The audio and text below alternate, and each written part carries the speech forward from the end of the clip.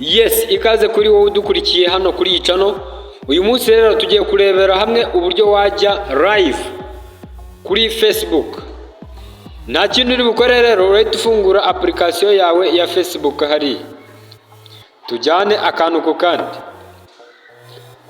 Numara kuhagera nta kintu uri bukore, urahita ujya hariya handitse what's on your mind. Hariya hejuru. Ukirikeho. Numara gukirikaho uzahita ureba hano munsi ahantu handitse go live. Dore ngaha go live. Numara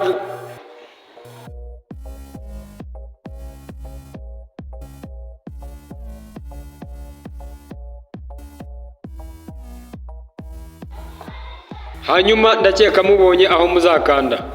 Rero nimba iyi video igufashije, kanda subscribe, ukande like, usharinge kugira ngo tujye tubana no mu yandi ma video. Mukomeze mugire ibihe byiza mwese, turabakunda neza cyane.